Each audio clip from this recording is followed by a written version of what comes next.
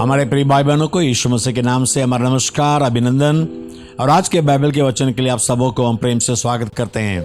चलिए प्रार्थना करेंगे। प्यारे पिता परमेश्वर, धन्यवाद देते हैं। व्यवस्था 8:3 में तो कहता है, मनुष्य केवल रोटी से नहीं लेकिन परमेश्वर के निकलने वाले हर एक वचन से, शब्द से जिएगा, तृप्त होगा। इसलिए आज तेरे पवित्र वचन के द्वारा हमें तृप्त कर, हमें आशीष कर। यीशु मसीह के नाम से मांगते पिता, आमीन आमीन। दूसरा शमूएल 9वां अध्याय। दाऊद ने पूछा, क्या शाऊल के घराने में से कोई अब तक बचा है जिसको मैं योनातान के कारण प्रीति दिखाऊं? शाऊल के घराने का शिबा नाम एक कर्मचारी था। वह दाऊद के पास बुलाया गया और जब राजा ने उसे पूछा, क्या तू शिबा है? तो उसने कहा, हां, तेरा दास वही हूं। राजा ने पूछा, क्या शाऊल के घराने में से कोई अब तक बचा है जिसको मैं परमेश्वर की सी प्रीति दिखाऊं? शिबा ने राजा से कहा, हां, योनातान का एक बेटा तो है जो लंगड़ा है। राजा ने उससे पूछा, वह कहां है? शिबा ने राजा से कहा, वह तो लोदबार नगर में अम्मीएल के पुत्र माकिर के घर में रहता है। तब राजा दाऊद ने दूत भेजकर उसको लोदबार से अम्मीएल के पुत्र माकिर के घर से बुलवा लिया। जब मपीबोशेत, जो योनातान का पुत्र और शाऊल का पोता था, दाऊद के पास आया तब मुंह के बल गिर के दंडवत किया। दाऊद ने कहा, ए मपीबोशेत। उसने कहा, तेरे दास को क्या आज्ञा? दाऊद ने उसे कहा, मत डर, तेरे पिता योनातान के कारण मैं निश्चय तुझको प्रीति दिखाऊंगा और तेरे दादा शाऊल की सारी भूमि तुझे फेर दूंगा और तू मेरे मेज पर नित्य भोजन किया कर। उसने दंडवत करके कहा, तेरा दास क्या है कि तू मुझे ऐसे मरे कुत्ते की ओर दृष्टि करे? तब राजा ने शाऊल के कर्मचारी सीबा को बुलवाकर उससे कहा, जो कुछ शाऊल उसके समस्त घराने का था वह मैंने तेरे स्वामी के पोते को दे दिया है। अब से तू अपने बेटों और सेवकों समेत उसकी भूमि पर खेती करके उसकी उपज ले आया करना कि तेरे स्वामी के पोते को भोजन मिला करे। पर तेरे स्वामी का पोता मपीबोशेत मेरी मेज पर नित्य भोजन किया करेगा। और शिबा के तो 15 पुत्र और 20 सेवक थे। शिबा ने राजा से कहा, मेरा प्रभु राजा अपने दास को जो जो आज्ञा दे उन सबों के अनुसार तेरा दास करेगा। दाऊद ने कहा, मपीबोशेत राजकुमार की नाई मेरे मेज पर भोजन किया करे। मपीबोशेत के भी मीका नाम एक छोटा बेटा था और शिबा के घर में जितने रहते थे वे सब मपीबोशेत की सेवा करते थे। और मपीबोशेत यरूशलेम में रहता था क्योंकि वह राजा की मेज पर नित्य भोजन किया करता था और वह दोनों पांवों का पंगुला था। आगे इब्रानियों 12 अध्याय पढ़ने वाले हैं। इस कारण जबकि गवाहों का ऐसा बड़ा बादल हमको घेरे हुए हैं, तो आओ हर एक रुकने वाली वस्तु और उलझाने वाले पाप को दूर करके वह दौड़ जिसमें हमें दौड़ना है, धीरे से दौड़े और विश्वास के कर्ता और सिद्ध करने वाले यीशु की ओर ताकते रहे, जिसने उस आनंद के लिए जो उसके आगे धरा था लज्जा की कुछ चिंता न करके क्रूस का दुख सहा और सिंहासन पर परमेश्वर के दाहिने जा बैठा। इसलिए उस पर ध्यान करो जिसने अपने विरोध में पापियों का इतना वाद विवाद सह लिया कि तुम निराश होकर हियाव न छोड़ दो। तुमने पाप से लड़ते हुए उससे ऐसी मुठभेड़ नहीं की कि तुम्हारा लहू बहा हो, और तुम उस उपदेश को जो तुमको पुत्रों की नाई दिया जाता है भूल गए हो कि हे मेरे पुत्र, प्रभु की ताड़ना को हल्की बात न जान, और जब तुझे गुड़के तो हियाव न छोड़, क्योंकि प्रभु जिससे प्रेम करता है उसकी ताड़ना भी करता है और जिसे पुत्र बना लेता है उसको कोड़े भी लगाता है। तुम दुख को ताड़ना समझकर सह लो। परमेश्वर तुम्हें पुत्र जानकर तुम्हारे साथ बर्ताव करता है। वह कौन सा पुत्र है जिसकी ताड़ना पिता नहीं करता? यदि वह ताड़ना जिसके बागी सब होते हैं तुम्हारी नहीं हुई तो तुम पुत्र नहीं पर व्यभिचार की संतान ठहरे। फिर जबकि हमारे शारीरिक पिता भी हमारी ताड़ना किया करते थे तो क्या आत्माओं के पिता के और भी आदि न रहे जिससे जीवित रहे? वे तो अपनी अपनी समझ के अनुसार थोड़े दिनों के लिए ताड़ना करते थे, पर यह तो हमारे लाभ के लिए करता है कि हम भी उसकी पवित्रता के बागी हो जाए। और वर्तमान में हर प्रकार की ताड़ना आनंद की नहीं पर शोक की ही बात दिखाई पड़ती है, तो भी जो उसको सहते सहते पक्के हो गए हैं पीछे उन्हें चैन के साथ धर्म का प्रतिफल मिलता है। इसलिए ढीले हाथों और निर्बल घुटनों को सीधा करो और अपने पांवों के लिए सीधे मार्ग बनाओ कि लंगड़ा भटक न जाए पर भला चंगा हो जाए।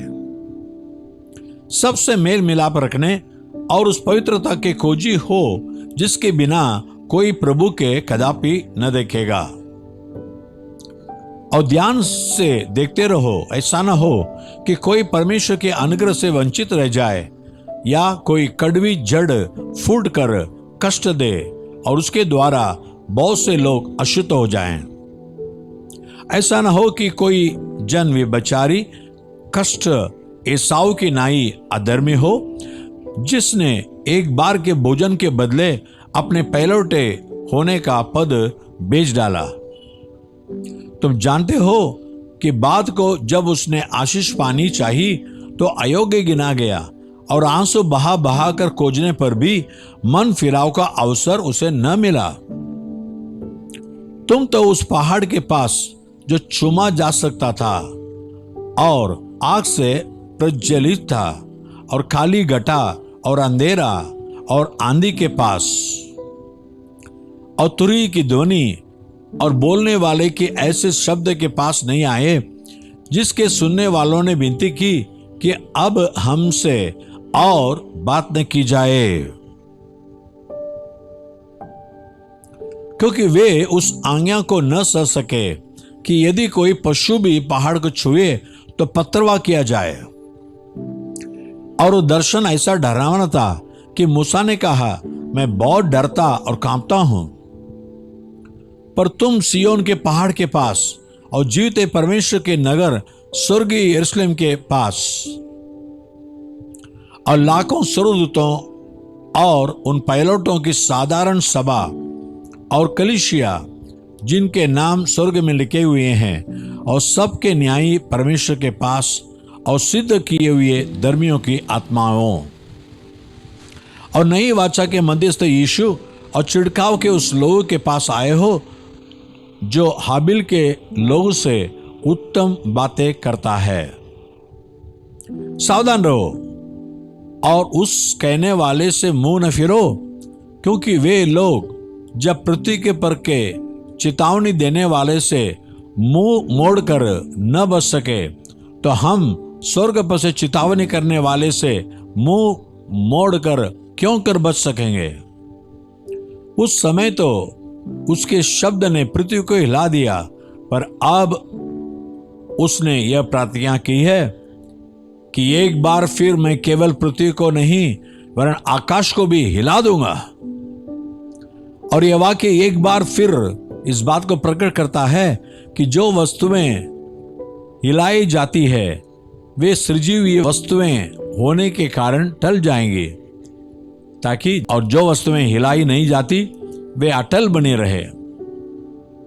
इस कारण हम इस राज्य को पाकर जो हिलने का नहीं उस अनुग्रह को हाथ से न जाने दे जिसके द्वारा हम भक्ति और भय सहित परमेश्वर की ऐसी आराधना कर सकते हैं जिससे वह प्रसन्न होता है, क्योंकि हमारा परमेश्वर भस्म करने वाली आग है। पहला राजा 18 अध्याय 30 से लेकर 39 वचन तक। तब एलिय्याह ने सब लोगों से कहा, मेरे निकट आओ।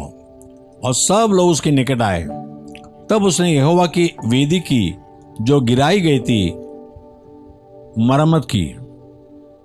फिर एलिय्याह ने याकूब के पुत्रों की गिनती के अनुसार, जिसके पास यहोवा का वचन आया था कि तेरा नाम इज़राइल होगा, 12 पत्थर छांटे और उन पत्थरों से यहोवा के नाम की एक वेदी बनाई और उसके चारों ओर इतना बड़ा एक गड्ढा खोद दिया और उसमें 2 सवा बीज समा सके।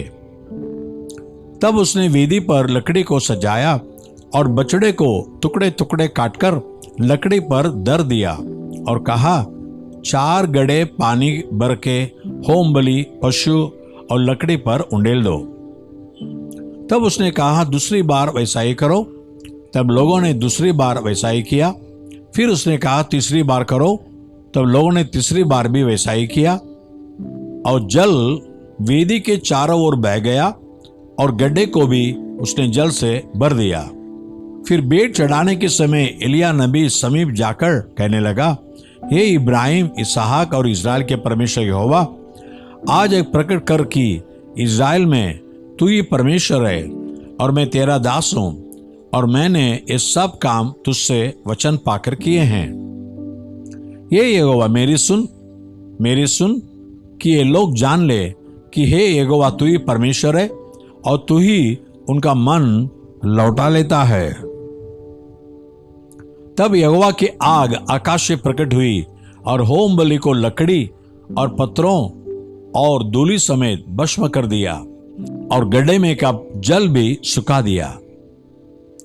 यह देख सब लोग मुंह के बल गिरकर बोल उठे, यहोवा ही परमेश्वर है, यहोवा ही परमेश्वर है।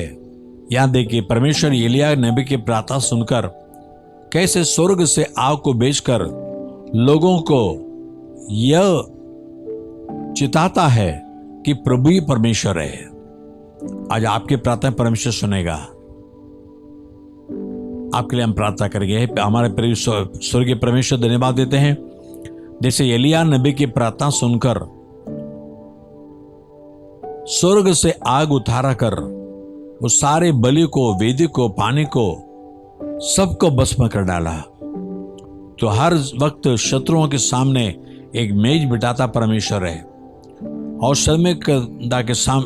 शत्रुओं के सामने हम सर उठा के जीने के लिए हमारे प्रार्थना सुनकर चिन्ह चमत्कार करता है। एलिय्याह की प्रार्थना सुनकर आसमान से आग भेजकर सारे बलि को तूने ग्रहण किया। वैसे आज भी तेरे सामने जो भी प्रार्थना करते हैं, विनती करते हैं, उन सब के प्रार्थना विनती को तेरे सन्निधान में स्वीकार कर ले और उन्हें वैसे आशीष कर। सुनने वाले को हर एक को आशीष कर। यीशु मसीह के नाम से मांगते पिता, आमीन आमीन। God bless you. प्रभु का आशीष करे। आमीन।